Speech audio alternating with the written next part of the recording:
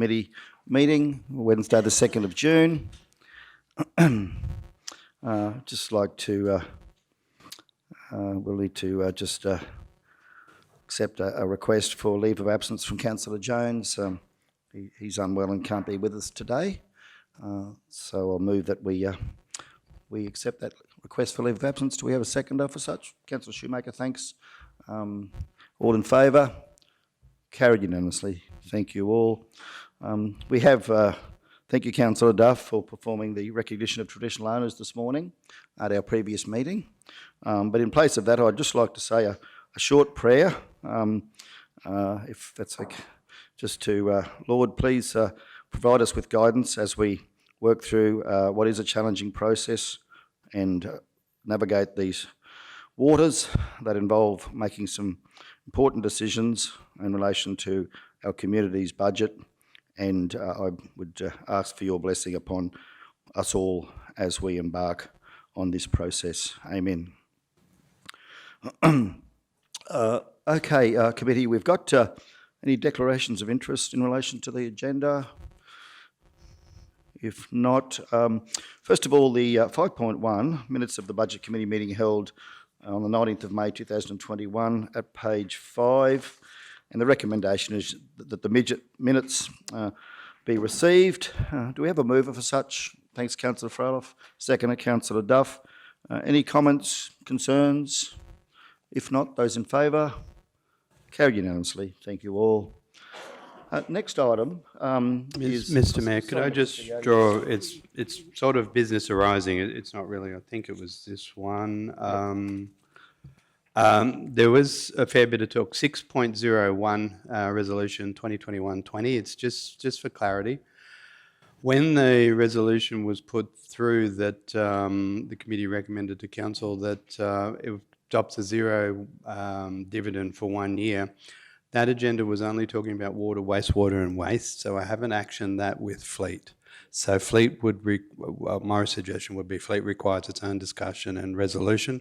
There has been some commentary about our Fleet was included to it. Fleet wasn't on the agenda that day, so if people have read it, and which I'm sure everyone has, and wondering, and I know I have fielded a couple of questions, we didn't touch the resolution, it's just, but it was in that section, so if you're wondering that's why it just speaks that way, it's just to draw to council's attention.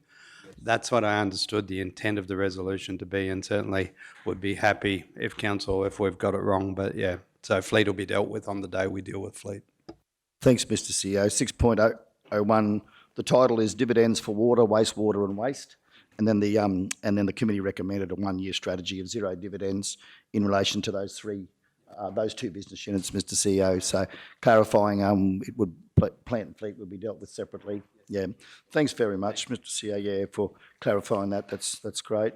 The next one, as I said, was just adopting the debt policy, and we've got a report there. General Manager, would you like to talk us through that? Thank you.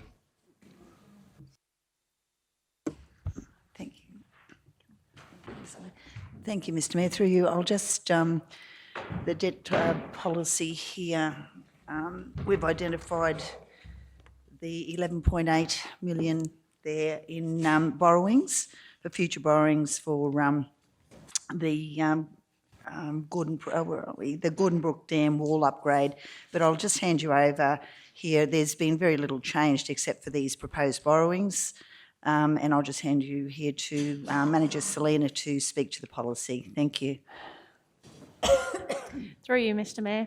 The debt policy for 21-22 has only had some minor adjustments to it, and it's to do with what our proposed borrowings are going forward.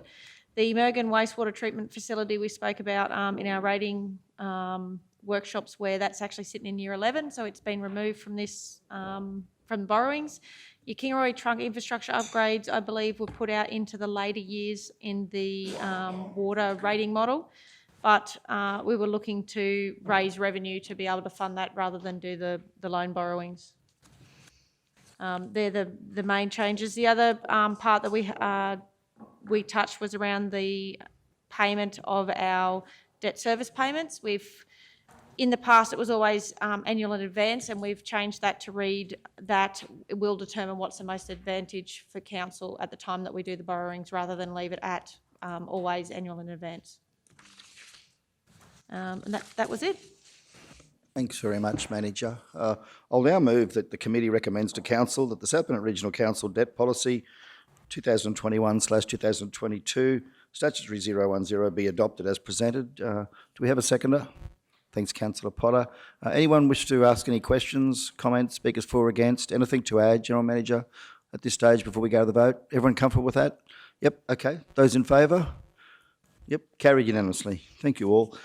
Okay, the next item was to be 6.2, but I'd like to move a procedural motion that we move 6.3 up the agenda and that we address that as the next item.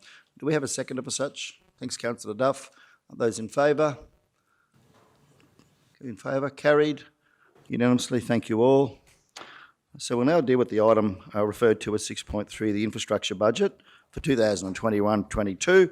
And it's on page 21 of your notes. But we do have in front of us, committee, a printout from the finance team in the department. And General Manager, would you be happy if we hand over to you to kick off the process? Thank you. Yeah, thank you, Mr. Mayor. Through you, so just on the back of our workshops on Monday, I think we've had a really good engagement with Council in the last couple of months to talk about our service levels. Essentially, what we would be looking to do through our budget is maintain our current service levels as we are.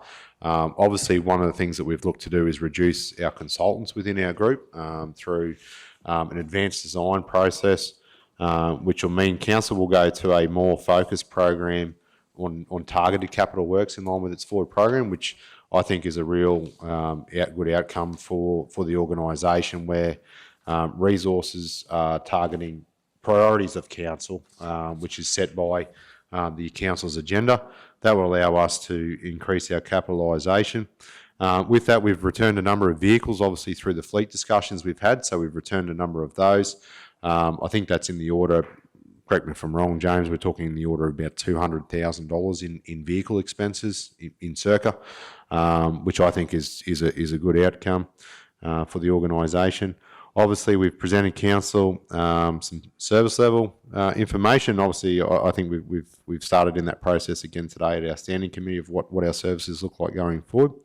Just for the committee's reference, if we were to do a comparison, and I'm happy corrected by my finance colleagues behind me, if we were to do a comparison of our EB requirement and our indexation on our budget, that would equate for a $427,000 saving across our Gen Ops accounts through working in partnership with Council. So if that puts it into context, Mr. Mayor, around that, obviously probably just for us today,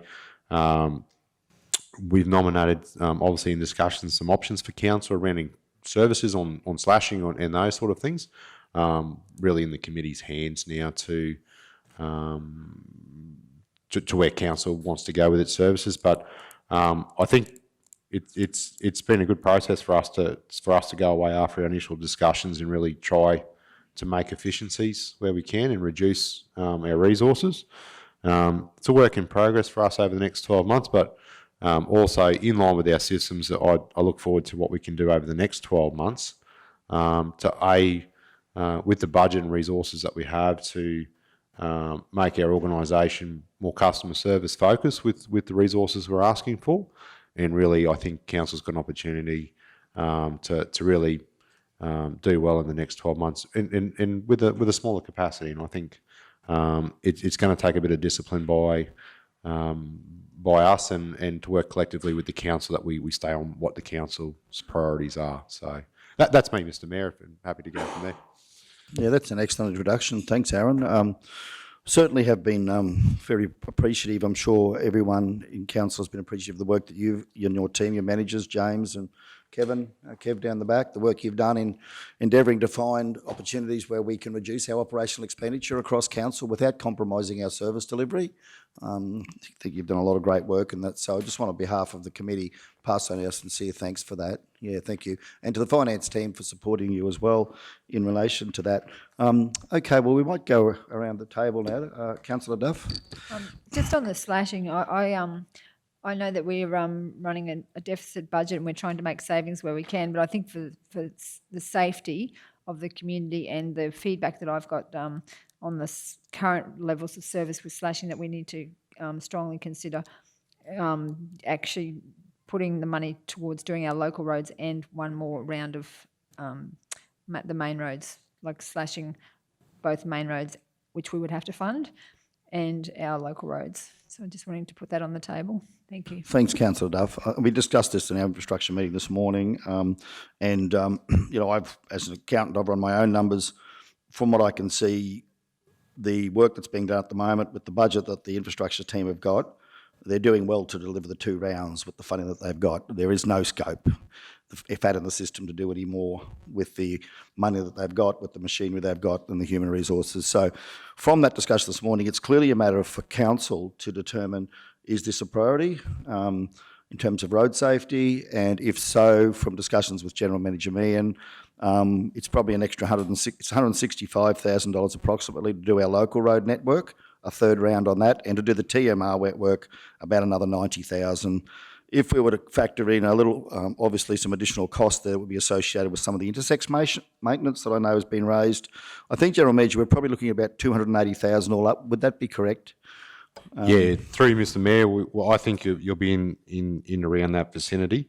And probably just on the back of that, we with that efficiency and obviously taking the feedback from council, we will make every endeavour to do those intersections as much as we can. But I think, yeah, your number's pretty well where it'll be. So the savings of 427,000 would be a matter for council then if they wanted to apply some of those to that type of program. Yeah. So, look, what are others' thoughts on that? Councillor Henshin, might go around the table. Yeah, thanks, Mr. Mayor. It's and again, it will sound like a broken record, but I'm sure that if we were to look at that and that costings would all be correct in saying that in the event that we don't get any rain, that money doesn't get spent or it can be diverted in some other avenues. Look, I think through our budget process, and please, General Manager Jarvis, we always have a quarterly revision, and I think if we, through our quarterly revision process and our budget program, should we get to the point where we're halfway through or 3/4 way through the year, we haven't had the rainfall, you could certainly do a revision to write down the budget. I think that would be correct, General Manager Meehan, if that was to be the circumstances we found ourselves in. Yeah, through you, Mr. Mayor. So what we would do, if that money was to come in, we would reserve that money for slashing for that summer period. So if it was dry, council would either have the option to save that or they would be able to re-divert. We would come back for a discussion with that. So our intent would be going forward is, particularly with the slashing, is that we'll leave that money as reserved for that program, if that makes sense. And if we were to alter that program, we would come back for discussion. Because if it's dry, you might want to do guardrail maintenance, or you might want to go and paint some medians, or whatever it is, or you might be copying it somewhere else too. So we would look to talk to council probably about executing the extra round of slashing would be our intent through standing committee. So that's fine, and there's options there, but also note that within that financial year we have July, August and May, June, where you would anticipate that there wouldn't be huge growth in our roadsides and slashing, and I know the guys are going around there now, and I know I'm sure from everybody's experience in their own backyard that if you were to mow your grass now, it certainly doesn't rejuvenate like it does in January or February or December. So yeah, I think we've certainly something we can look at. Yeah. Councillor Froloff. Thank you, Mayor. I definitely don't want our services to go down. I want to keep them up, build them up better than what they're good now, but a lot better. So yeah, I've got no issues. I'm happy to look out putting that extra money in for the mowing, the Thanks, Councillor. Councillor Shoemaker. Yeah, thank you, Mr. Mayor. Look, I've thought about this. I know we've had a lot of conversations about roadsides and grass, and I've thought about the people I represent in Division 4, and to be honest, I'm not supportive of spending an extra $280,000 a year on roadside slashing, not when we're already spending $330,000 a year, and well, to be honest, with the overspend this last year, it's been $378,000 a year. $378,000 on roadside slashing. I think when I look at some of these other areas, particularly when it comes to maintaining our network, by all means, I can see from the asset management plans and the discussions we've had, you know, if I had an extra $280,000, I would be investing that probably more in the pavement repairs or the pothole and edge patching before I would prioritise that over the roadside slashing. I understand absolutely road safety is a priority, but from the information we were presented this morning, I understand our slashing is in line with the DTMR guidelines, and in some ways I kind of take their advice. If the Department of Main Roads is sweating and actually reducing their slashing or the money they've got available for slashing to spend on their road network, I think we're in a very similar position. I'd love to say yes, but I just think with the other services that this department delivers, I think there are many more priorities than the roadside slashing, and I think $280,000, if I'm right, 2% rates increase, I'll just check with CEO Mark, is 200,000, roughly? 2.5, 650,000. So, you know, we're nearly at 1% rates increase, close to, just on the roadside slashing. So, no, it's a no from me to increase that bucket at this point in time, but certainly I'll respect the views of the chamber. Councillor Potter. Thank you, Mr. Mayor. We seem to be slashing everything everywhere, but I actually... that no pun intended.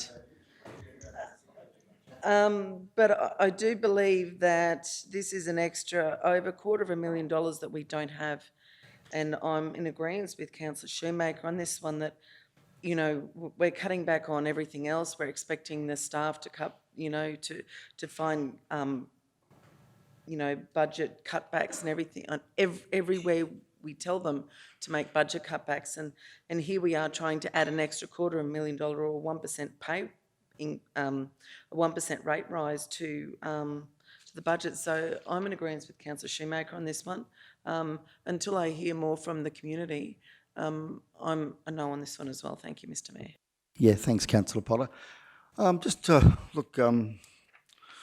as the Mayor, I represent the broader region. As I said this morning, I voted in across 6 divisions, and I travel across those regions, as I know you all do. I am hearing from the broader community that they do have concerns around road safety in relation to the vision impairment that is caused by long grass up to the edge of the road. Councillor Shoemaker makes a good point. It's disappointing that the state aren't funding this to a greater extent, but I guess we see that quite a bit in local government these days. I'm certainly probably encouraged by the fact, General Manager, that we could perhaps set the funding into from my point of view at least, set the funding into the budget and then look to monitor that quarter by quarter. And as if Councillor Henson says we get drought and we can't slash, we don't need to slash, then we could perhaps look to reassign those funds elsewhere or even extract them from the budget, subject to your recommendation on where other priorities might be, come back to Council. So we don't necessarily lock ourselves in, but it just gives us the staff the scope to do that without having to come back to Council if we do get periods of growth over the next 12 months. At least we've made provision for it in the accounts, I guess. So I'm probably going to be like Councillor Froloff and support that. Just in terms of Mr. CEO process then, we want to just get one recommendation out of this item, don't we, at the end? So could we look to fold that in? It varies depending on whether there's any other aspects. If you wanted, given that's an add-on, if you wanted to do that by itself, that it be incorporated in to the approximate value of. Can I following on and the same vein as Councillor Shoemaker with my dumb question, do we have to ask permission on main roads? Yeah, through you, Mr. Mayor, yes, you do. So the only thing I'll say is we are aware that other councils are doing it. I believe Gympie Regional Council. We had some advice the other day.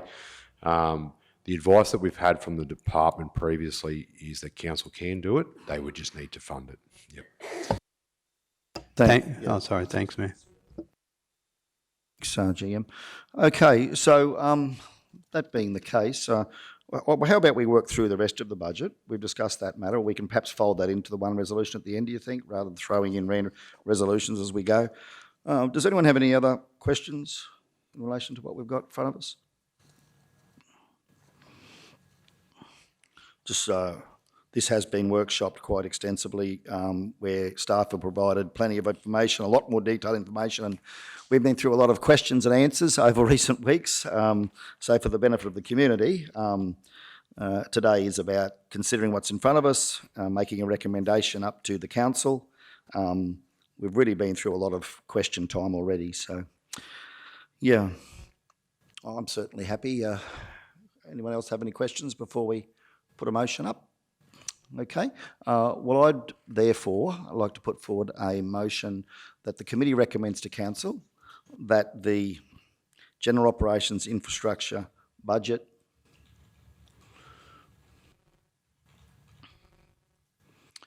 be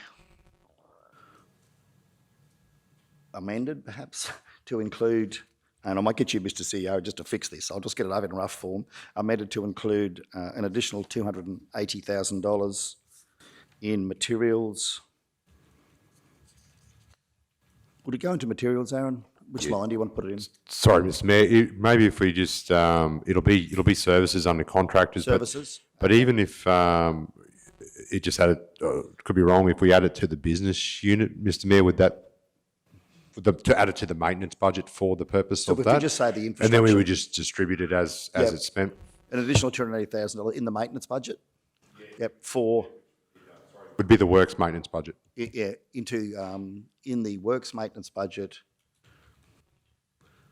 for a third round of slashing on the local and state sealed network. And that the amended budget be, will I just say adopted there, Mr. CEO? Is it what we're recommending to council?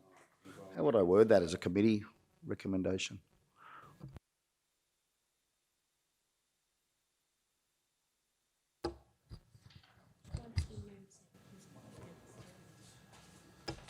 Mr. Mayor, I'd probably go that it be endorsed for inclusion in the final draft or in the draft budget documents.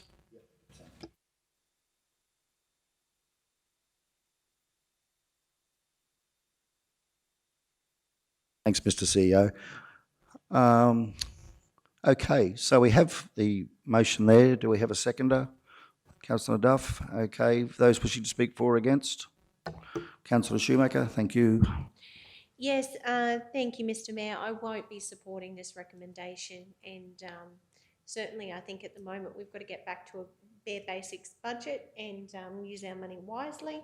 I think increasing service levels at the moment is the wrong time for this council. We've done a lot of work on our asset management plans, and certainly I think the work that's happening behind the scenes on our maintenance management systems and alike is really important.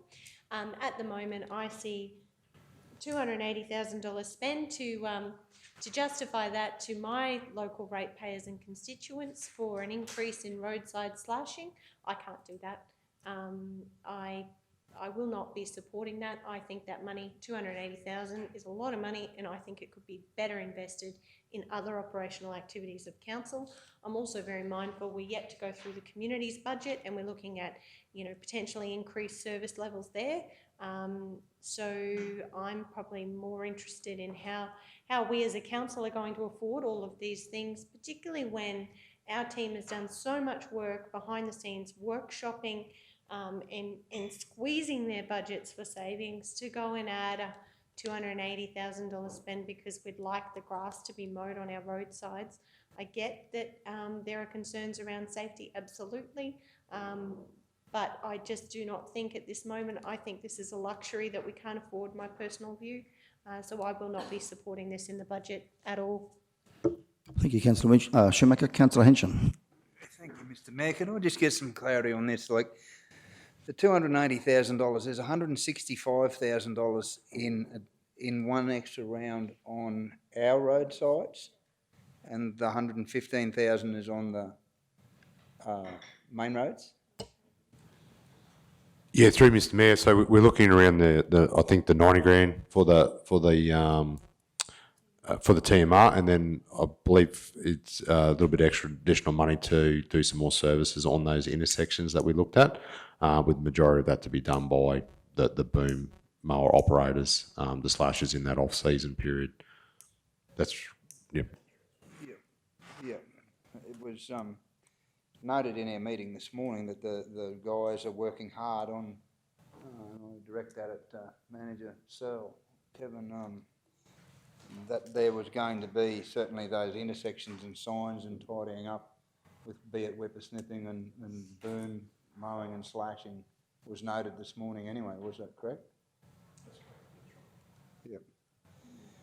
Yeah, that's an awful lot of money, as Councillor Shoemaker's alluded to. And we're working very hard to bring our deficit in, and we've got a lot of other work to do in other spaces. So just in this point of time, I will struggle to support that additional 280,000. Thanks, Mr Mayor. Yeah, thanks, Councillor Henson. Councillor Frolov. Yep, thank you, Matt. Sorry. I do understand where Councillor Shoemaker and everyone's going, and yeah, I have to say, I have to agree, it is a lot of money, and we are trying to tighten up everyone's belt for this budget. And yeah, I do understand Councillor Duff's issue too. Like, there is roadsides that are really tall, the grass and needs mowing and that. But thinking a bit more, the 280,000, it could be spent on other things. And as Councillor Shoemaker said, we've got to go through the communities and see what we want to do there. So, not sure, sorry. Anyone else? Councillor Duff. Thank you, Mr Mayor. I think that roads, rates and rubbish are core council business. I think that the safety of our community is paramount. I think that the roads, with the 2 rounds of slashing, it's not enough. I take on board what Councillor Shoemaker said, but some of the other councillors have gone down the same path, because just because the state government they're stretching us to the limit. And to me, and obviously some other councils are considering the safety of our ratepayers. I have school bus drivers, I have just general ratepayers just saying that this is not, it's a huge safety issue. I've actually got people on some of those roads just going out and slashing corners themselves because they're so concerned about the safety of their communities. So I just think that this is what we should be spending our money on. This is core council business, and so I'm absolutely 100% supporting the additional round of slashing. And I'm just quite sure, in my opinion, if we did a community survey, I'd be representing the majority voice of our community. Thank you. Righto, as the mover, I'll wrap this up. We can move on. Sorry, Councillor Potter.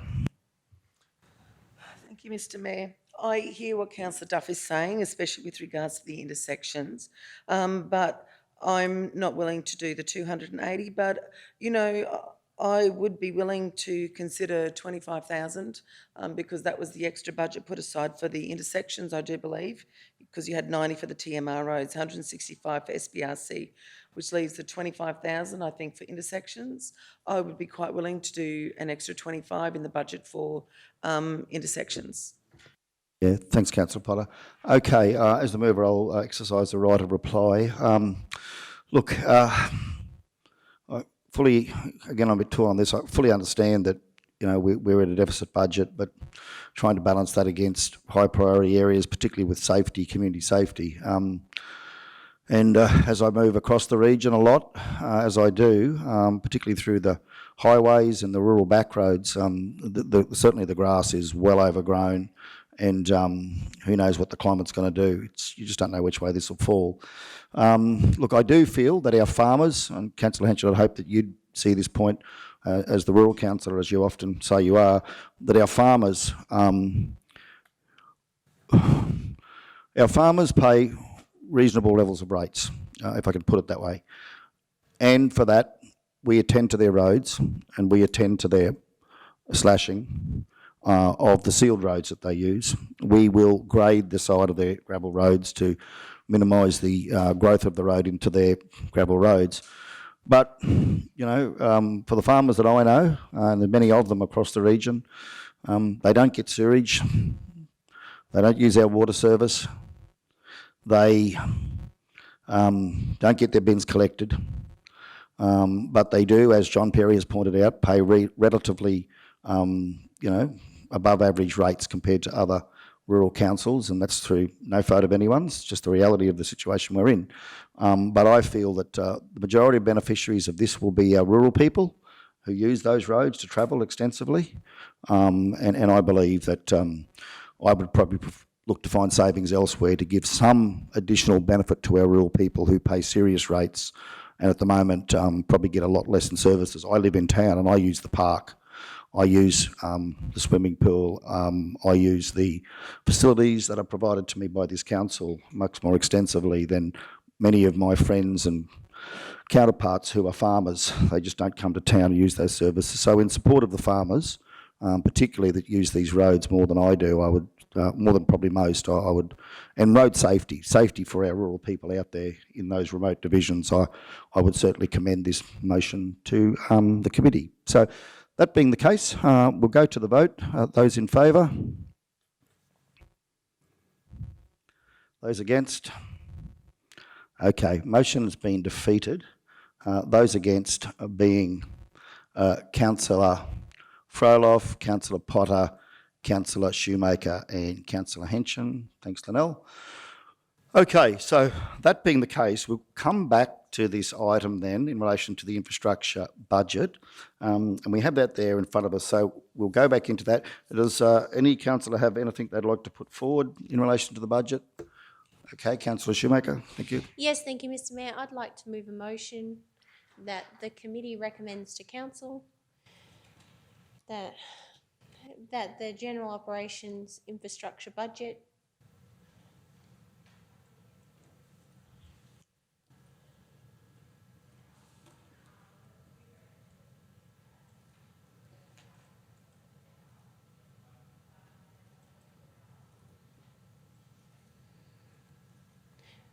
as presented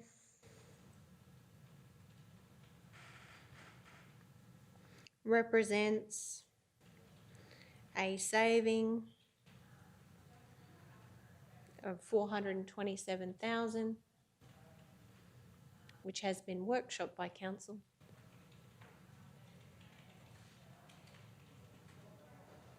And that the tabled budget today be endorsed for inclusion in the draft budget. Mr. CEO, by all means, happy for any grammatical changes to be made there.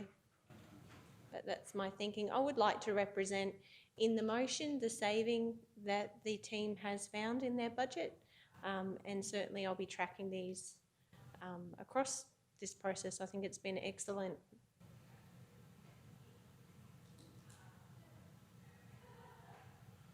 Thank you, Councillor. Mr. CEO, we'll just wait for you to have a look at that before we seek a seconder.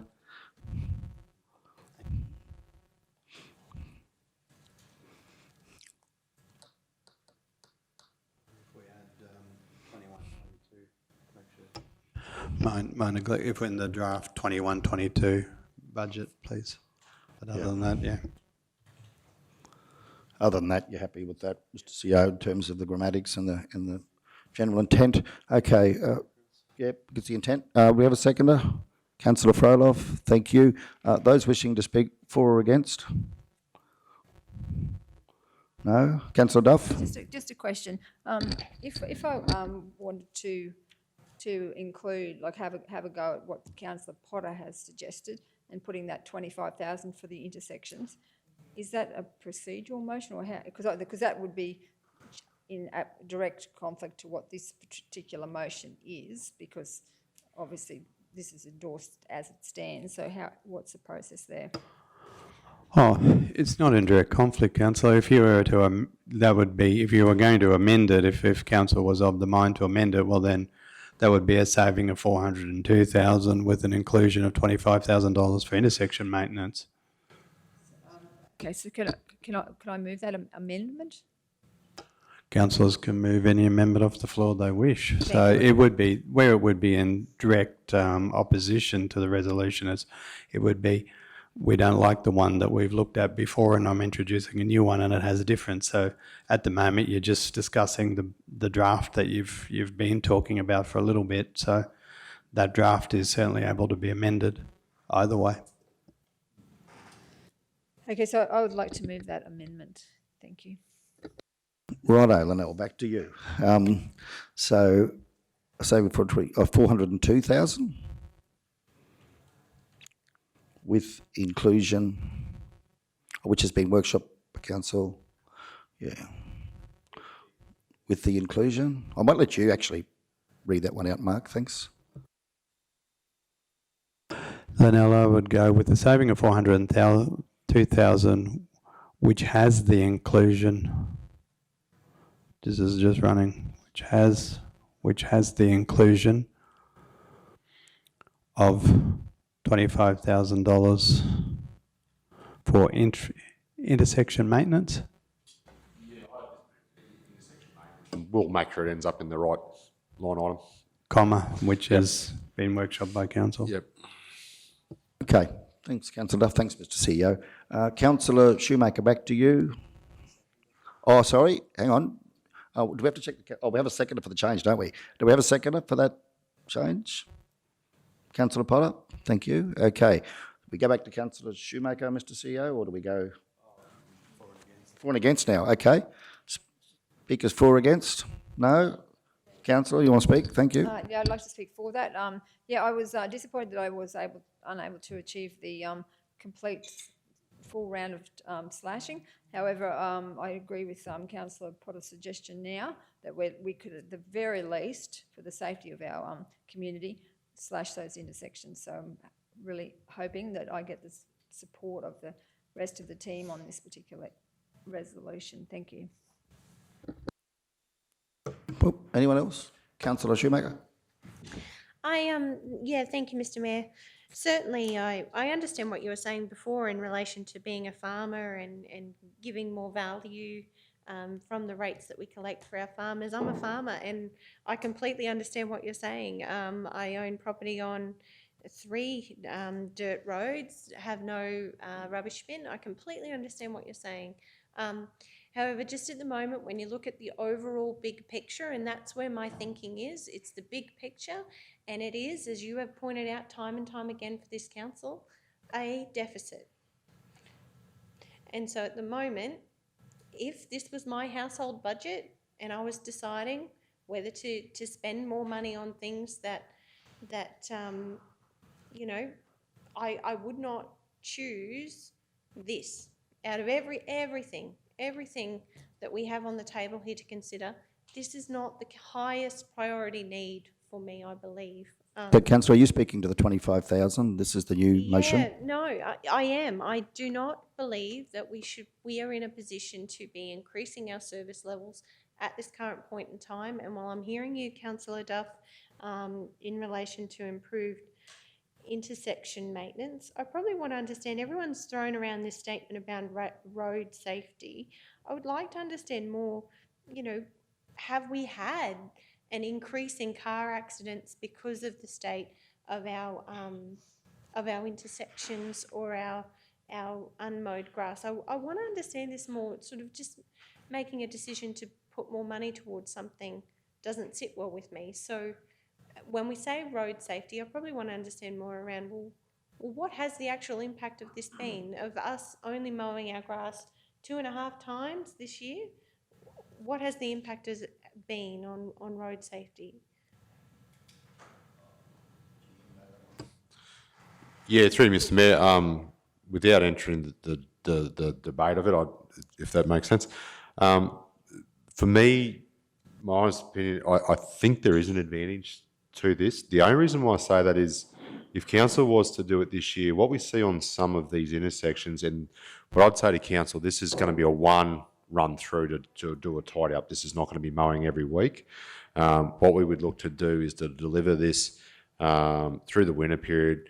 The only advantage I would see that is where we see a lot of long grass that has been sprayed and dead, it would give us an advantageous to tidy it up.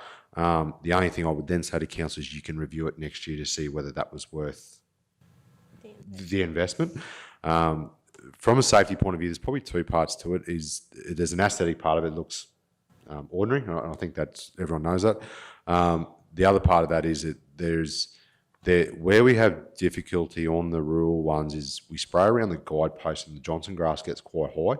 What we'd like to do is go through and chop that down. Talking with John this week, we had a good chat about this.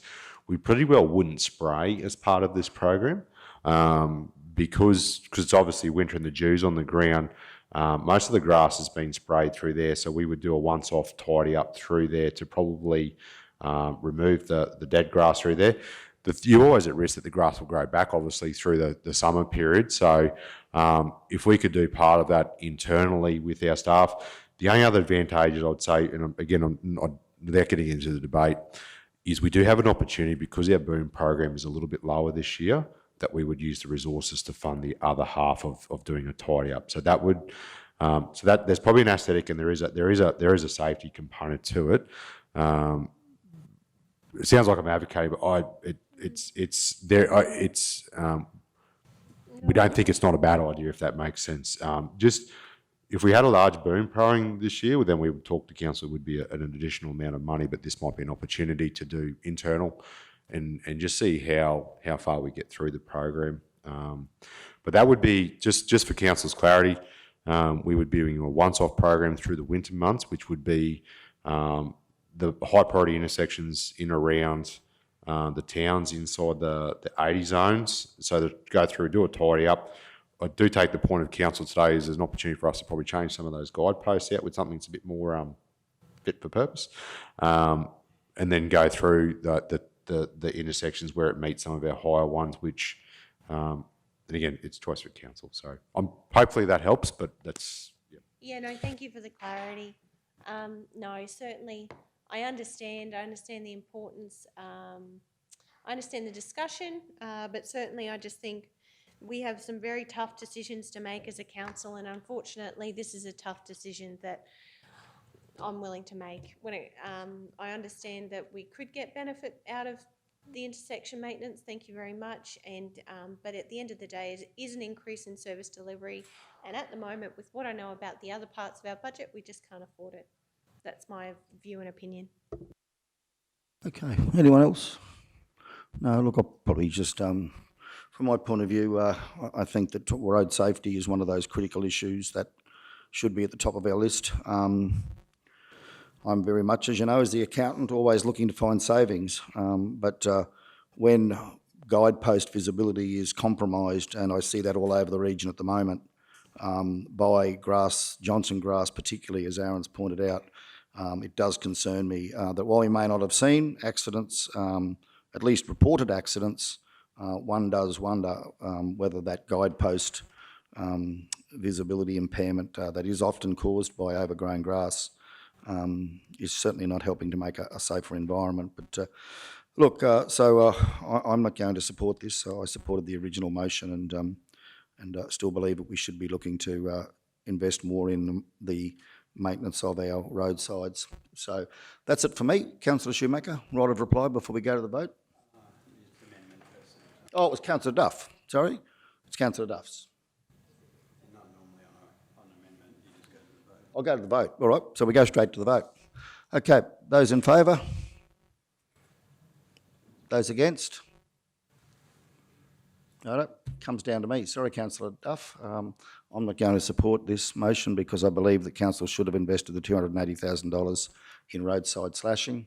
I believe that it should be a high priority of the council to keep road users safe, and that our farming, our rural community are entitled to that for the rates they pay. So on that basis, Chairman's casting vote, motion's been defeated. Vote was 3 each, with the casting vote by the chair defeating such. Okay. So we're back to the original infrastructure budget. General Manager, we've Mr. Mayor, if I can, because it's very rare that we get one of these, sorry, being geeky.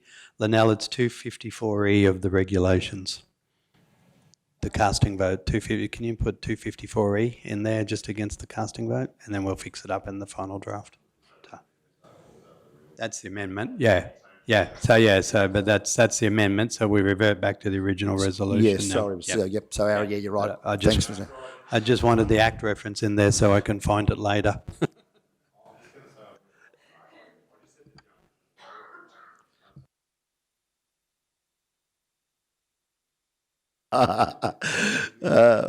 Yep, he's very good. He's very good at his meeting governance. He's a guru. So we come back to the original motion. Was moved by Councillor Shoemaker, seconded by Councillor Froloff. That this budget, it's as presented. You can see it there, everybody. It's all there for everyone to see. Do we give opportunity for debate, Mr. CEO? Anyone want to discuss such? Yeah, I do. Thank you. Sorry. Thank you. No, I'm not going to support this because I do believe that the slashing should have been included, at the very least the intersections. So, yeah, no, I'm not prepared to support it. Thank you. Right, Councillor Duff, anyone else? Okay, now look, I similarly won't be supporting it. I think the slashing should be a core priority of council. For that reason, won't be supporting it. Councillor Shoemaker, right of reply before we go to the vote? No? Okay. Those in favour? Okay, so those against? Okay, motion carried, 4 votes to 2. In favour, we've got Councillor... Oh, you got that, Linnell? Got that covered? Very good. Thank you all. Okay, now, so we can now move on, I believe, Mr. CEO, to 6.2. And General Manager Overpay, this is your opportunity.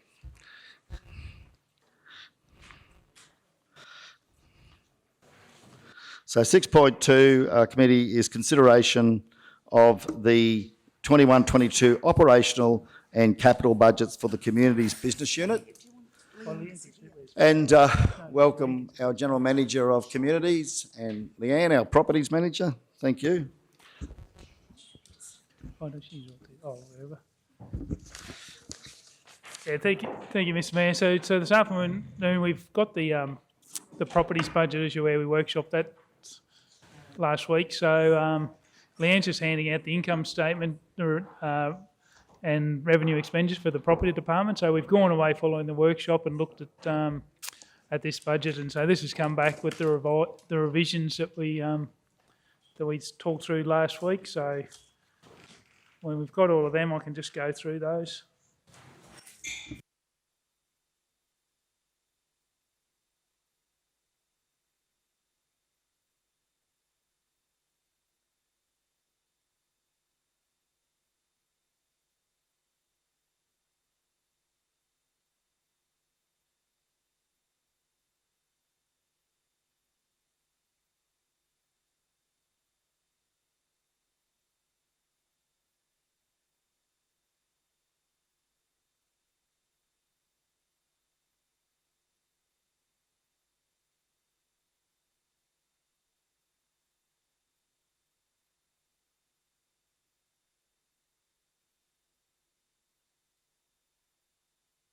So the first element of the community's budget is the property department, and we'll now hand over to General Manager and Manager to... you've got the floor. Thank you. Yeah, so probably the easiest one is just to follow on the one page the income statement. So and the last column is effectively, if we look at the budget changes from last year. So this is the column we were looking at last week. So bottom line, so this is there's a $67,000 difference between the 2021-20 and 21-22 budget. I think when we went into the workshop last week, we were at 293,000 increase. So we've reduced the budget substantially in a couple of areas. So just working through, you'll note there, I put notes on there, the DCBP grant, so that was a one-off funding, so you can just see there's a large reduction there, but that's offset with a reduction in revenue. So it was just noting that that was a one-off and why it looks like there's a big number taken out of revenue. We talked about the depreciation schedule has reduced expenses, but the big reduction you'll see there is in materials. So we've reduced that by 172,000. So that was, and this is just confirming the discussions and workshop we'd had through with council. So we took the 90,000, the ice machines. There was demolition of a building. The water play operation, so that was the additional operation expenses we had in the budget for the Wandai Water Park, if that grant gets up. So we don't expect that, even if the grant gets done up, it won't hit next financial year, be the following one. And we also took out an additional 46,000 from there. That was for those other services that we workshop through, things like the air conditioning, servicing, and that is included down below in services. So that was the reduction. So that's where that 172 comes from. The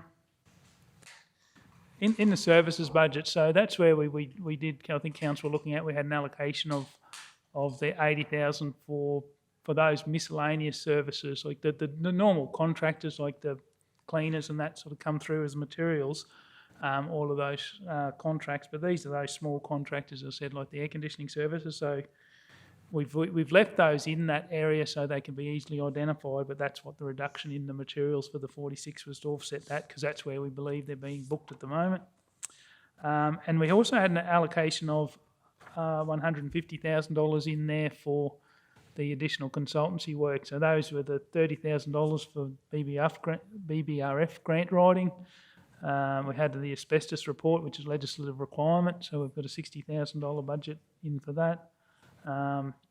Pound Street to do the land study down there, and consultants to do some heritage permits so we can get approval, so we can do work on the Boonduma Homestead, so we can get building approvals through getting that heritage study done.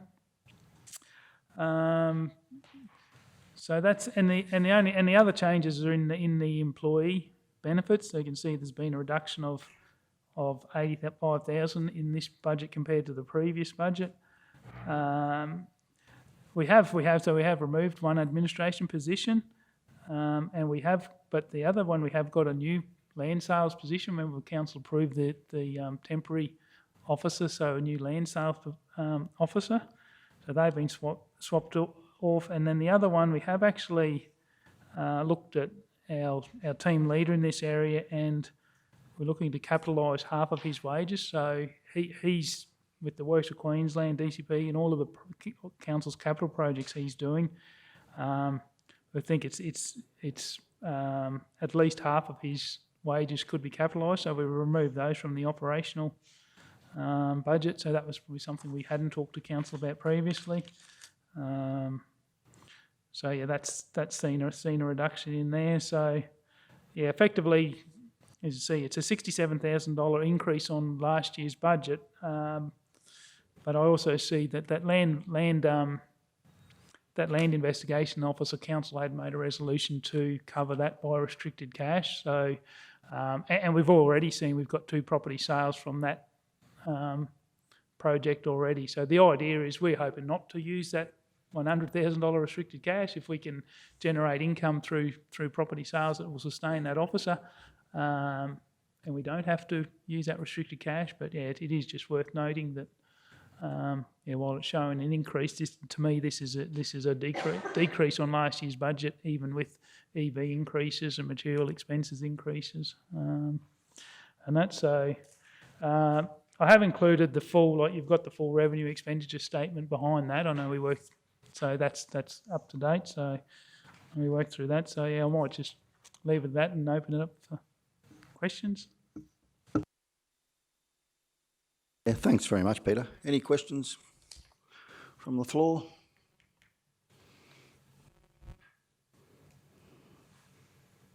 Yeah, Mark. I was going to, Pete, sorry, General Manager, do you reckon your fees and charges is going to, am I reading that right, that's going to drop that much? The first line, comprehensive?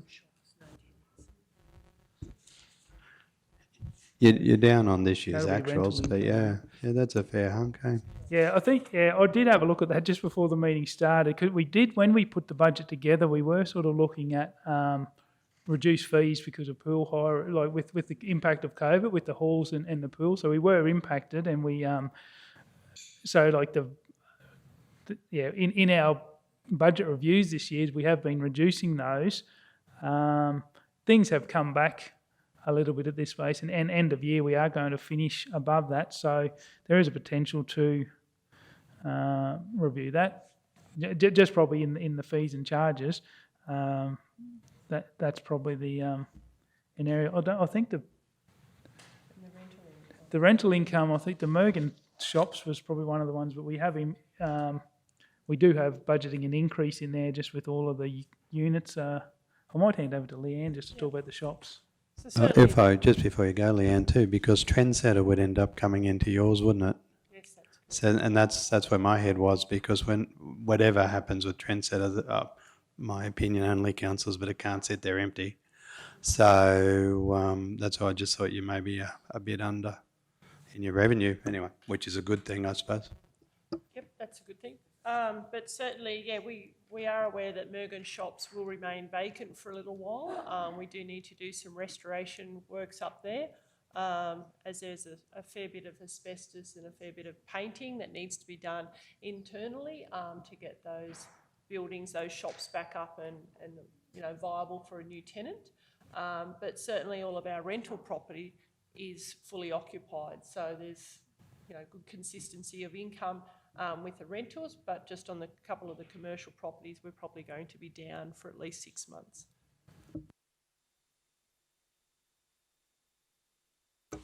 So I think just on that, so those in that rental income, you can see we are showing an increase on last year's budget, but a decrease on actuals this year, and that's what I think what Leanne's talking about. Those, the actuals may not meet what we got this year, but still an increase on last year's budget. Yeah.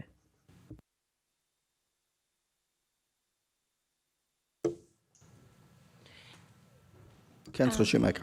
Thank you. Just through you, Mr Mayor, I was just looking at those depreciation numbers, and if I'm reading this right, 2021 year-to-date actuals is 3.196 and the 21-22 budget is 3.547, and then there's that $81,000. I just probably don't understand that line. Has there been I know we've done our building revals and things, so is that the increase because of our building revaluations? That'll be a general ledger posting, I think, Selena, monthly, wouldn't it be? Year-end, month-end posting of depreciation. So there'd be July, June. June hasn't gone in yet, I think, guys, has it? Yeah. So that'll be just a shortfall, be 1 month to go in yet. Yeah, as well as the indexation apart from the desktop retail as well. Yes, of course, yeah.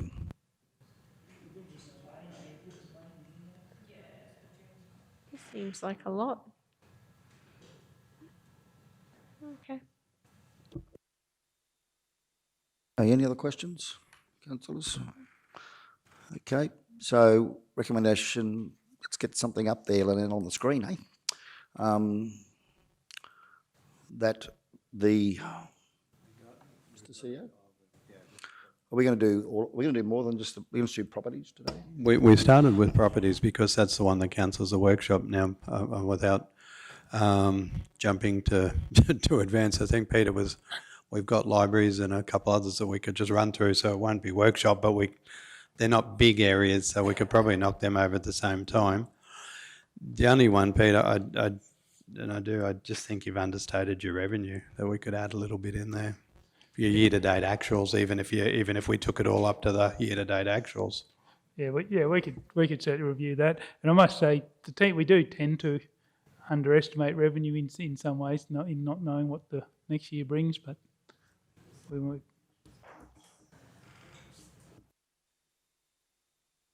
Yeah, that would seem to be a sensible recommendation, even with Mergen Shops offline. Leanne, if we're going to have another building somewhere come online and we've got tenancy rates up, one would think that would come in at least year-to-date actuals, if not more, depending on what happens with other buildings. So if we were to push that up to could we push that up to 610 or something like that?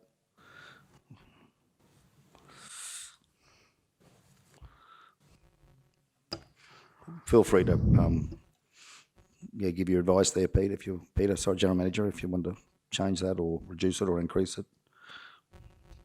Sorry, put you on the spot. I think. You could. Again, an opportunity. We're at 114.5 in fees and charges this year. We could budget that at 115,000. We won't have any in that area. There's no pool income to come in the interim. So I really think that's probably a final figure for the year. There might be a haul higher in June, but I think that's probably a final figure. It is still below pre-COVID days, so and even though COVID's not there, the impact on events and that is still there, so people are holding off. So 115 is probably we could increase that there. That's probably another 5,200 in the budget. You'd still have your rental income though for June to come through, wouldn't you? It wouldn't have been, rental income the will June come debtors through. wouldn't. So, June debtors wouldn't be posted yet. General Manager, June debtors wouldn't be posted, I wouldn't imagine. Yeah, no. So I was just looking fees and charges line item. You'd increase it, and then rental income. It could probably come up to 320 or something, or even. Yeah. So Pete, I would go 115 46 neat. So 115 neat, 46 neat, and 343 neat. I'd support that.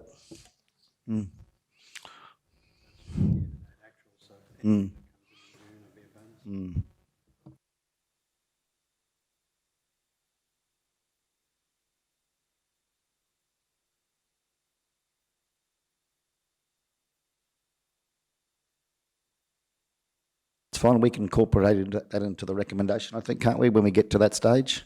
Yeah. So I've got some notes here, so we can incorporate that in. 115, 46, and 320. Sorry, 343. Yeah, that's right, 343.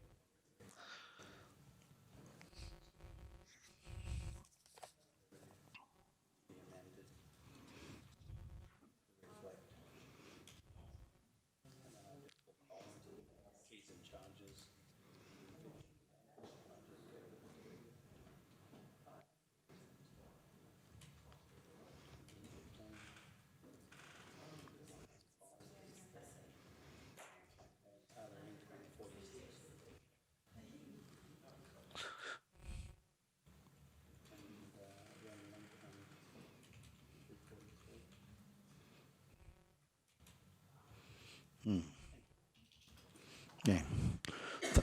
Thanks, Mr. CEO and General Managers. So we have recommendation there. Do we have a mover for such? Thanks, Councillor Potter. Seconder?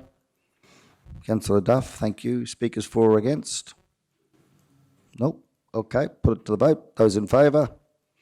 Carried unanimously. Thank you all. Okay, so will we move on, Peter, to the next section of your budget, libraries or anything else that you wanted to bring forward? Please proceed. Yeah, we can do. I just wonder, I haven't got income statements or anything printed out. I just wonder if the Mayor wanted to. Well, I might move that we actually have a break, hey, for a cup of tea. Yep. We adjourn. It's now 3:17. Should we resume at 3:30? So I'd move that we adjourn till 3:30. Have a seconder. Thanks, Councillor Potter. Those in favour, carried unanimously. See you all back at 3:30. Thank you.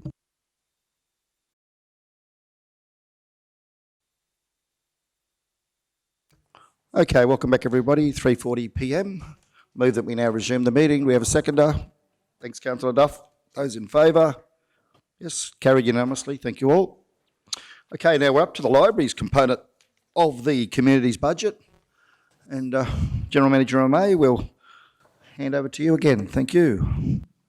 Yeah, thank you, Mr Mayor. So I've just provided income statement. So for the libraries, we've got previous years and budget and actuals. So the budget change here, so you can see that there is a change in employee benefits. So we've got an increase there. So we've got our natural EB increases. But the main thing there is we've actually included there's a trainee in the library position that's in there. So we did have a position budgeted last year in the trainee position, but we were unable to fill that last financial year. So we actually utilised that and put some staff on. So this year we've had to re-budget that. So that's what the increase. So you can understand with the library's budget, the bulk of the wages there is in the bulk of the costs there are in wages. And that the other one, the materials you'll see are like there's 257,000 in materials. The bulk of that goes to book and material purchases, which is we get the book grant. You can see in the revenue side there's 191,000 in revenue in the libraries. That's made up of a small component of the first 5 forever grant, and around 160,000 of that is the state library grant for library materials like your books and library resources. So the bulk of the materials goes to that and postage. So yeah, this is really employee heavy area. So yeah, that's where the employee benefits is. The original budget, I think when I came to council originally, we did have some additional wages for the library in Mergen. In Mergen, we have a librarian there 3 days a week. We were going to try move that to 5 days a week, but that's been removed from this budget, those 2 extra days, as a cost saving. So that so we will. So that's been taken out. So this is just catering for the inclusion of the trainee this year and the employee EB increases. That's a good summary. Thanks, General Manager. Peter, just with that, just 2 things there. First of all, with the Mergen Library, so how would that Mergen Library service compare to other libraries? Say, for example, Nanango, is it 3 days a week or is it 5 days a week? No, all the other libraries are 5 days a week. So during those 2 days, the customer contact service, the basic returns and that. So yeah, it is a lower level of service to Mergen with those only 3 days a week. And where it impacts is even when the librarian is back in, sort of catching up on returns from the previous day. So things like the first 5, those interactive classes and that, they're sort of serviced by the, so the King Roy staff, or we've been sort of unable to meet the same level. So yeah, obviously it's a lower level. So Peter, what you're saying is there's a differential level of service. Mergen has 3 days, all the other libraries have 5. I tend to travel around and work in the different council offices, and I know when I've been in Mergen, it seems to me the customer contact staff are extremely busy trying to cover the library and also the front counter. Is that something that we should be looking at? And I'm wondering whether there's an opportunity there, depending on what that costs. So if you look at the materials budget, year to date after 11 months, we've spent 220. I'm assuming then we've posted the May debtors, Selena? So that means that if one was to extrapolate that should go to from 220 to about 240. Would there not potentially be about $18,000 there in potential savings in materials? Could we perhaps look to move some of that up in, just a suggestion, up into employee benefits and look to increase the service in Mergen so that they're on the same footing as every other library? Yeah, just need to be careful in that because that materials is part of the grant, so we get the book, so we can't change it to service. So we just need to see where we are at as far as our year-to-date purchases for resources. So if it's, we still could have, and I could quickly check, but yeah, that's my only concern, and yeah, I didn't really see too much. Because the quantum would be, the bottom line is such that we've certainly more than spent the grant money, but it depends on how it's categorised, I suppose, does it?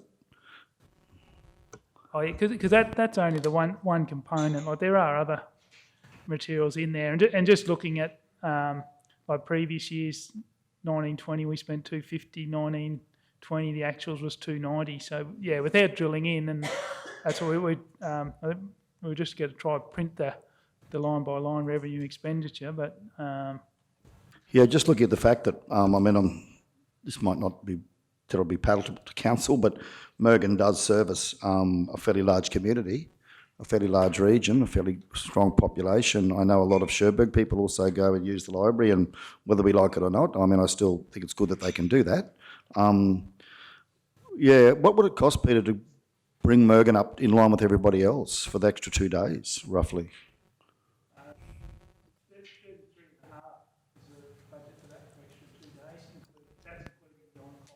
Yep. Okay. So an extra 33.5 into employee benefits. Thanks, Peter. That's my questions. Thank you. Other councillors? Councillor Potter? Yeah, look, I have to agree with you, Mr Mayor. I do believe that Mergen Library deserves a 5-day a week service, exactly the same as every other library. So we've got 5 days a week, haven't we, in Proston? We've got 5 days a week in Blackbutt. I do believe that, is that correct? Yeah, Proston's reduced, so it's not open on a Monday and closes on a Friday at lunchtime, so it is reduced out there, and yeah, has been like that for a long time, so yeah. Yeah. And it's staff part-time, so like, yeah, that's all for those hours. But I still believe that Mergen should have a full-time library staff member, because I too have been there during a busy customer service, and when they're trying to do books and they can't do it. It's really, and it's not fair on the customer service staff. Councillor Shoemaker? Yeah, thank you, Mr Mayor. I was just trying to understand, I agree, every library, particularly those major libraries, should have similar levels of service, definitely. I was just trying to understand, how many staff do we actually have in Kingaroy or in our other library facilities? Like, similar, I understand with our customer service team, even sometimes they travel around and support each other, so you may not have the same resource there every day. Like, is there an opportunity to use some of the staff? We've already got, an $875,000 budget on wages. I'm probably wondering, how many staff is that across all libraries? And just mindful of council's approach to restructuring and like, is there an opportunity maybe to move those staff around and support each other a little bit more in that space, is probably my question to start with. Yeah, they certainly do, and as we said, the first 5 will be delivered by a Kingaroy staff member, or a Kingaroy staff will back them up, or a Wondai librarian. So yeah, they do actually shift to where where they're needed. So no issues with that.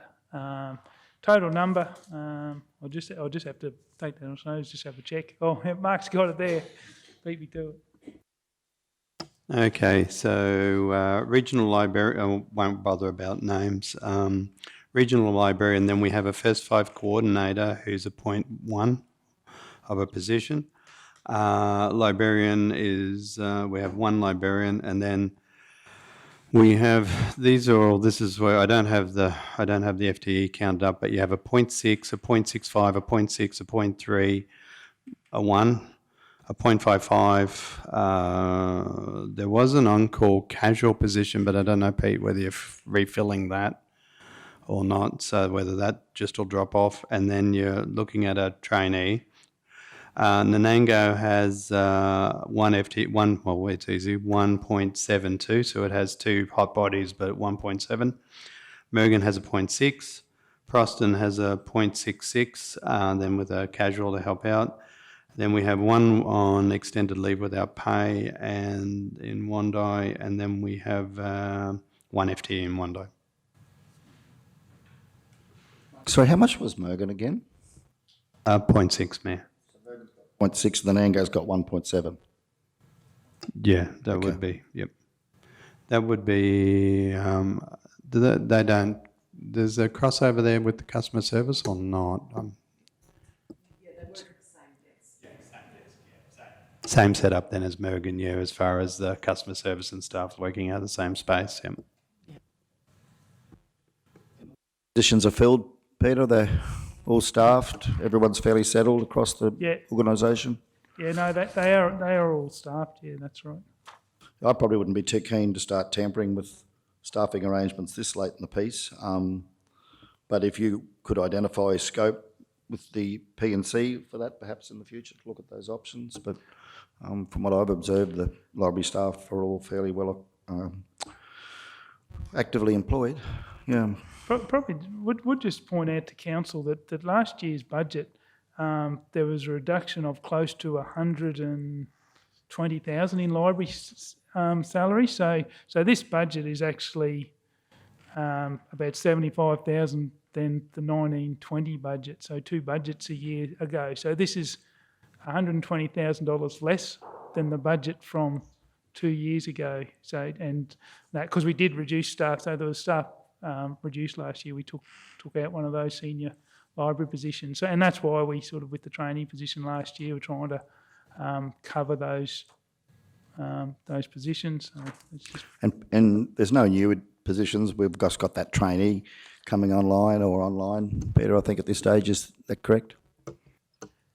yeah, well, effectively we created a new position during the year by utilising the traineeship funding that we had. We created a 0.6 position and just to cover some gaps we had. Thank you. Councillor Shoemaker. Yeah, thank you, Mr. Mayor.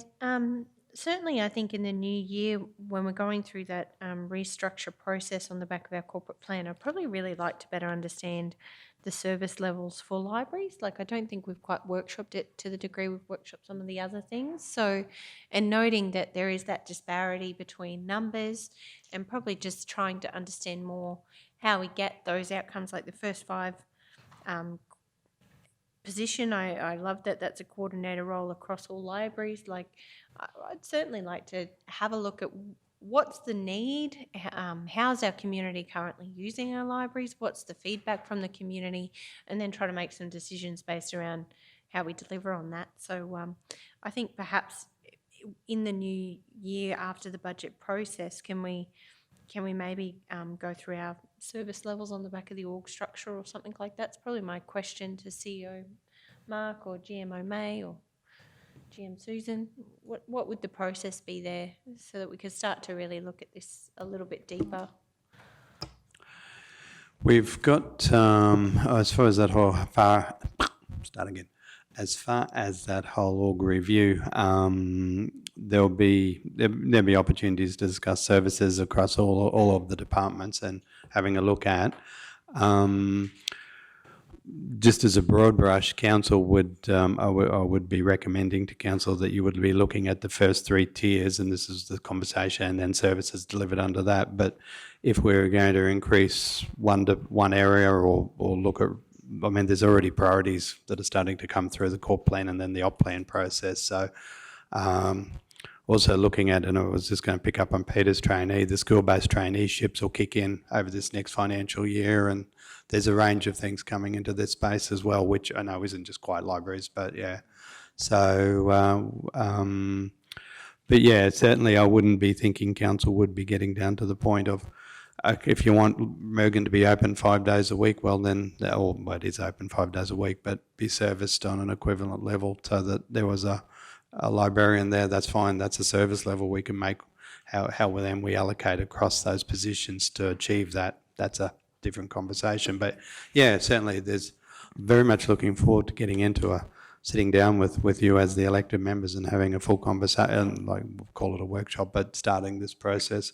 And given some of the events of recent days, it's now starting to wear into life anyway on its own, and then we'll bring some information back. Thanks, Mark. Okay, Councillor Duff. Yeah, just wanted to just on the back of what the CEO said, and following up from what the Mayor and Councillor Potter have said, in the interest of equity across our region, it's not right that Mergen would have less, days of library staff than any of the others. So I mean, however we get to that outcome where we get some equity, I'm keen to see that happen. Whether we need to put the money in now or whether we can restructure do it through a tweaking of the staff, but in some way, shape or form, Mergen needs to have the same service level as the other libraries across our region, in my opinion. Thank you. And sorry, and that's the discussion that needs to be had. I mean, like, councillors starting to allocate 0.1 of a position here or there, or 0.4 of a position. That's sort of, if you want a librarian in Mergen 5 days a week, well then that we'll come back with a solution for you. So it's that high level versus the, yeah. I mean, what does, rhetorical question, but what does equity mean? I can walk into Mergen 5 days a week and borrow a book. So does that mean, is that equity? I can walk into Nanango in 5 days because is there, I'm not prosecuting an argument, but yeah, that's the conversation to have about what service level do you want there. So yeah, happy to, very, very much in the new financial year. And we've got the org review, so all these things will be up for a chat. So yeah. Thanks, Mr. CEO. Yeah, look, I'm pretty comfortable. I've got a pretty good understanding of the service level in Mergen, and I can go into Nanango and get served like that. I go into Mergen 2 of those days and I can't find anyone to help me, and when I'm trying to use the computer or something. So I've experienced that for myself. I do believe Mergen's service level is less than what I've experienced in the other libraries, and I believe that that's a resourcing issue. I'm going to put a motion forward that the committee recommends to council that what do we call this, Mark? The library's budget be amended to include an additional $33,500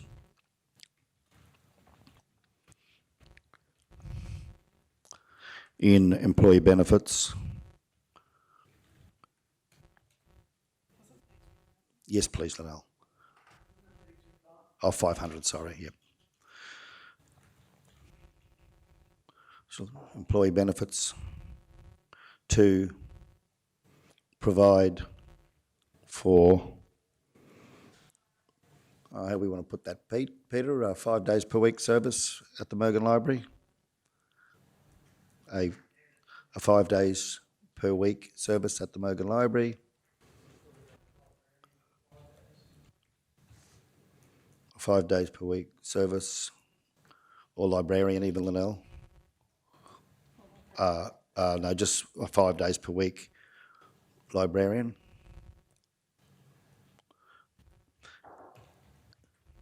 And that the budget be included in the 21-22 draft budget. Oh, sorry, be endorsed for inclusion in the 21-22 draft budget. Just feel free to change that, Mr. CEO, if you want to, just to make sure it's consistent. I might just change the title when Linnell's, because it won't be a librarian. No, I was just going to say. They're a funny lot, hey? So those librarians, yeah. It's like there's a guild. So to hang your shingle out, anyway. Yeah, I'll digress. It would be a library services officer. Yeah. So librarian is quite technically specific.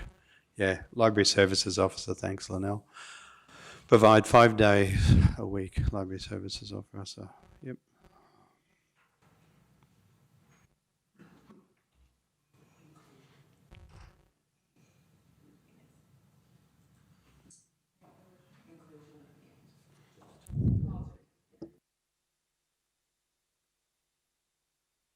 So I'm going to move that. Do we have a seconder? Thanks, Councillor Duff. Speakers for or against? No? Councillor Shoemaker? Yes, thank you, Mr. Mayor. I can certainly see what you're trying to achieve, and I definitely think libraries play an important role in our community, but I won't be supporting this recommendation, not because I don't believe that Mergen shouldn't have a similar level of service as every other library, but I would like to understand the bigger picture. And as we've just discussed, we haven't actually done that service level review for libraries.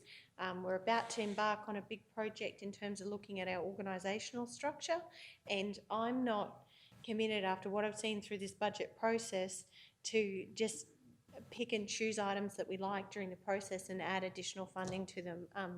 I can see, certainly at the moment, times are tough, and I don't think we've got additional funds like these, not after the work that's gone into trying to find savings.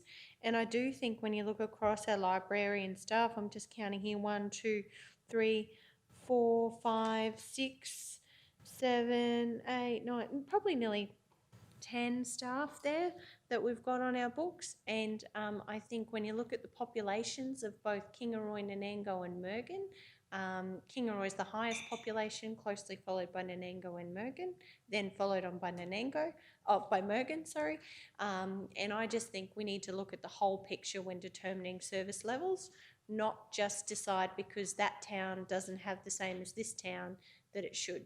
I think we need to take a much more strategic view of this and really get value for our ratepayers from the budget we allocate to libraries. So I won't be supporting this, not because I don't agree with 5 days a week library officer in Mergen. I just believe there are other ways to achieve that outcome without throwing additional dollars at it, and I would like the time to do that work. So that's my view, and I won't be supporting this recommendation based on that. Other councillors? Thank you, Mr. Mayor. Yeah, look, this is pretty interesting because let me tell you, in the rural sector, libraries have been frowned upon because as ratepayers in the rural sector, they don't use libraries and they don't use pools. I can completely agree with Councillor Potter. And I remember a comment that was made when we first came into council. One of the ladies in one of our libraries said some of the best, I won't get this right, but one of the best promotions or advertising is the libraries for our regional council. Having been a councillor for 12 months now, I really do appreciate the libraries. They are sensational acquisitions and assets to our community, that is for sure. And what we see walk in and out of just the Kingaroy one, and I think it's a little, yes, it's a little disappointing that Mergen's probably not staffed in the same way as what perhaps some of our others are. In saying that, it's a tough one for me. I really do believe our libraries are extremely important, but with Councillor Shoemaker, I can agree that I think, I'd like to see some more work done in this space and with what we're trying to achieve, but I'd like to think that in doing that across the entire board with our libraries over the next 6-12 months and quarterly reviews, perhaps we can go down that path with that, but I think just plucking a figure, 33,500, maybe we can come up with something better than that within the next, be it review or be it financial year. So at this point in time, I'm not dead against what the principle is here, but I'm just not sure I can support this one just at this point in time. Thanks, Councillor Henson. Councillor Potter? Thank you, Mr. Mayor. Having seen how the library staff work, I've seen them under pressure quite a bit of time because it only takes one staff member to be down somewhere else and they've got to fill them from another library, and which means that library's down on staff. So I think that this is something that we can do for our staff to make their life a lot easier, but also our community, because the libraries are utilised for so many different things.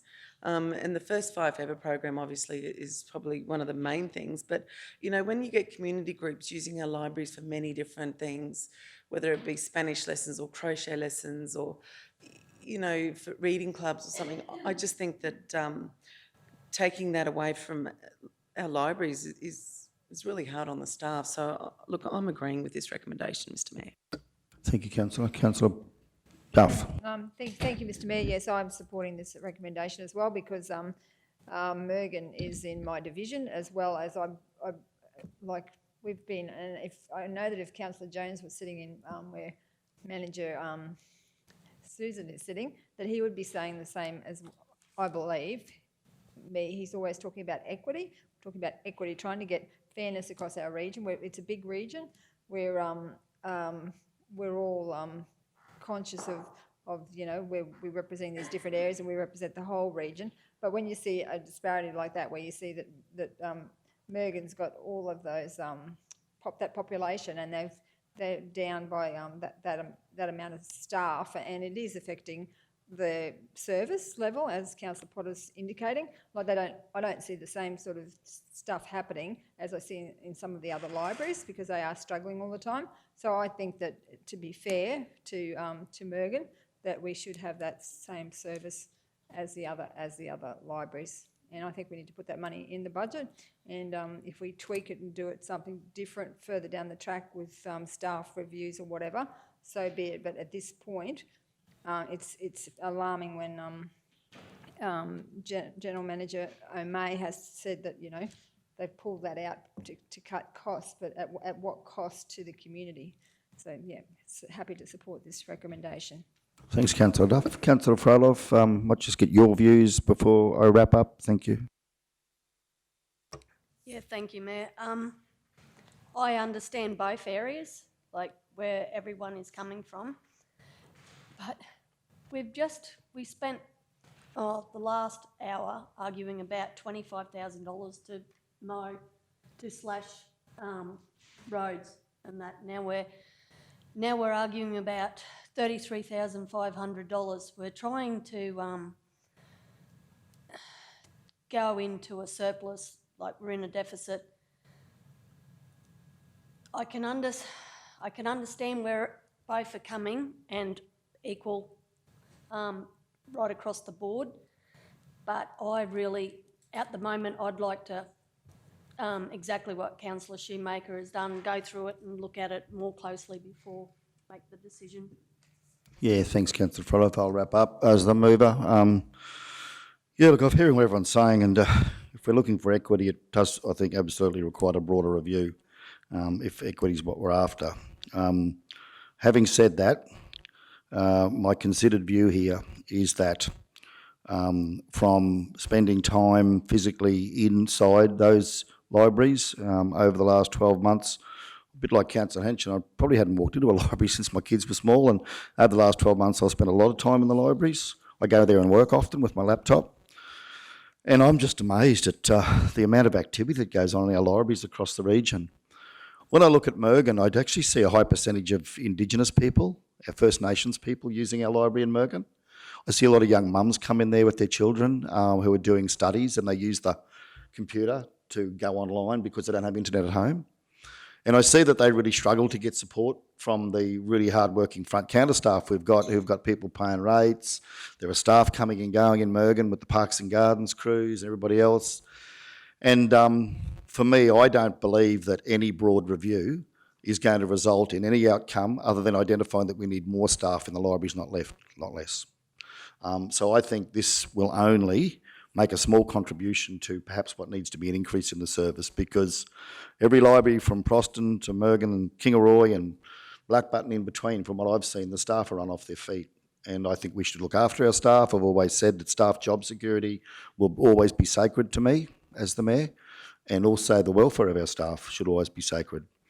And someone that spends a lot of time in libraries, I'll be very surprised if any review comes out with any other outcome than saying that we're under-resourced in this space and that our libraries have been running on the smell of an oily rag. And when one puts that up against the community benefit, elderly people, underprivileged people, access to literature, access to activities, access to IT, internet access, they aren't just libraries, they're significant community hubs.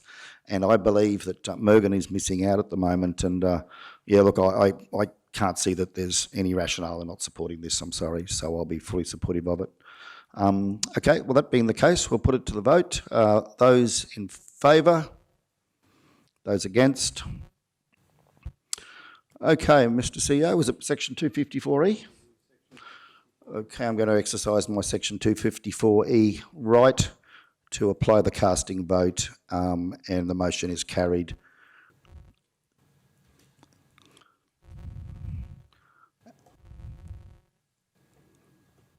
I'll allow you to record that however you do that, Linnell. Yes. We'll just note it and then we'll just tidy up if you don't mind. Thanks, Yes, Mayor. thank The you, only Mr. one which was you were a bit quick wrapping. It's purely grammar, but it would be, and that the proposed budget be endorsed? Yeah. Yeah, I'm happy with that, Mr. CEO. Yeah, no, it doesn't change the intent. It just, because it's which budget, it's just. Happy to leave that as that, put that in. Thanks, Mr. CEO. Okay, well, that's wrap that one up. Thanks very much, GM O'May. And will we now move on to, where are we going next, Mr. Peter? Well, Mayor, we're in your hands a little bit, so if you wanted to do, I think Peter could probably roll over another section if you wanted to. We do definitely have that workshop tomorrow afternoon. The other one is, well, we've got majority councillors here, given that Councillor Jones is ill, talk about timelines. So, Pete, did you want to run through any more, or because I would like 10 minutes just on budget timelines, if I may, just with the leave of the meeting. Yes, thanks, Mr. CEO. I think I can't see why we won't. Committee, provide 10 minutes for our CEO to go through timelines. In the interim period, General Manager O'May, is there anything else that you wanted to discuss? Please feel free to do so. We have time. Yeah, I might just, and probably want to start with this. The other sheet that I handed out, the comprehensive income statement, was for the community section, and I know we've got the parks workshop tomorrow. So just again, the last column there is a variation, so on last year's budget. So that 654 is an increase across the community department on last year's budget. So that includes, so the libraries, the 90,000 there. So that will increase by 33,000. So this is probably one we're going to start with. Important to note that we are, it's got the 60 that we talked about in properties. Mind you, I think we added 40,000 in, which probably covers the 33. So that's around where we're sitting at the moment with the community department. Of that, there's about 370,000 is in the parks and gardens area. So that's why tomorrow we I think wanted to workshop, because that's where there is a significant increase in there. And I can go through some of the other, like the planning department. We can go through it. It's actually a decrease on budget for next year. We're proposing the budget will be a decrease. In the environmental health community section, environmental health compliance section, I think there's an increase of close to 100,000 in there. I know that's an area that council will want to talk about, so there's probably a bit more time to go through that.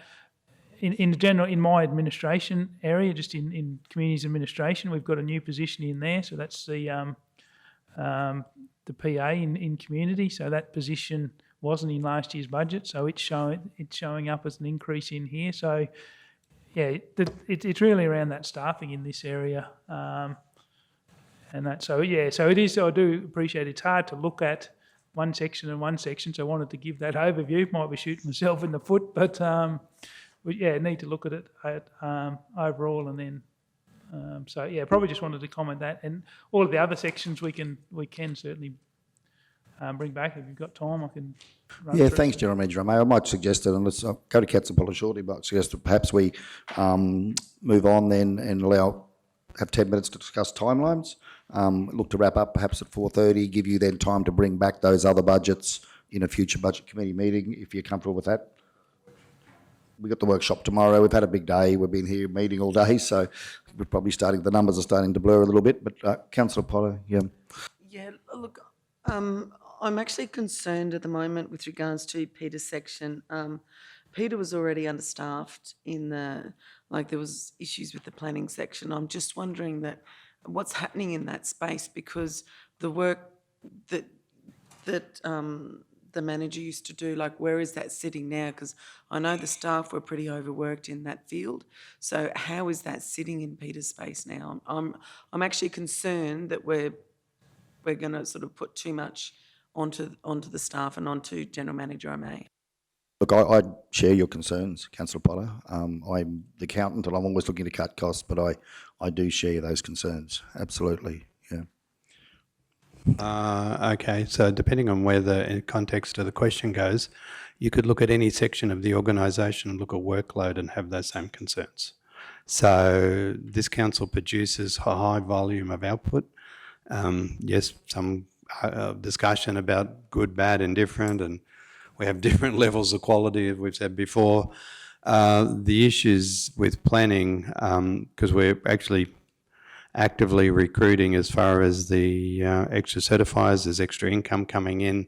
So I wouldn't be just looking at that one position in isolation. We've already had discussions about whether we would be able to, I'll use the term labour hire for want of a better, bring someone in to assist. I mean, that is now, and I really don't wish to get into it too much in open meeting today, but yeah, certainly it's not a withdrawal of a position and then just, okay, fellas, you can sink or swim. There's now some of the circumstances that changed led to this position coming about a lot more quickly than what we expected, but that was a mutual decision. So, but yeah, no, certainly we've had, and Peter, you go please, but we've already had the discussion the other day about whether we'd be able to retrieve someone, or I don't think and correct me if I'm wrong, Peter, and I'm happy to be corrected, but I don't think the reduction in budget or the changes in budget there is particularly attributable to one individual. Is that General Manager? Yeah, go ahead. No, I was going to say, the planning section is something we need to work through. Like it is, the budget for next year is looking a lot better, and that's just on the back of increased revenue through the activity in the area. So we've included 2 additional staff in that area, and also been able to reduce the budget given the increased revenue. And we can work through that section with council. I suppose the only comment about, I'll agree with Mark, you could look at every section and everyone's resource. My only comment is, in the community space, the expectations of council and the expectations of council's corporate plan, the expectations of the operational plan that we'll look at, delivery of those expectations is where I have a concern, and particularly probably in some of those community space areas where we have really no staff. So things like regulatory staff, planning, environment, compliance. So it comes back to that, I think we said that service level, again in the parks and gardens, the service levels, libraries, whether it's service levels. So it's matching the budget to the service level is where we struggle. And that's across the organisation. Thanks, General Manager. And look, I'll come to you shortly, Councillor Shoemaker, but this needs to be seen in the context of the corporate plan which you've now adopted and which does set down the strategic priorities of council. And when one looks through the new corporate plan, there's a lot of stuff that I know comes out at me out of your area. We see parks and gardens, rec, arts, culture, heritage, pools, library, halls. We look at mental health and suicide prevention, people with disabilities, sport and recreation, it goes on and on and on. There's a lot of community stuff inside the corporate plan. So anyway, Councillor Shoemaker. Yes, Mr Mayor, I just wanted to confirm, so with the community's budget, just for the sake of process, so we've been through the property budget, and I know we've set down the waste budget. I just probably want a bit of a recap in terms of, so we've got buildings and parks and gardens. Just when we talk about timelines, I just want to understand, and my apologies, there's been so many conversations, but just want to understand where we're actually at in terms of leaning in on your budget, GMO May. What areas have we got left to confirm? Through you, Mr Mayor. So waste is a separate business unit, so that's not included in these figures, so that's separate and that one's wrapped up. So we've been through property this afternoon and the libraries.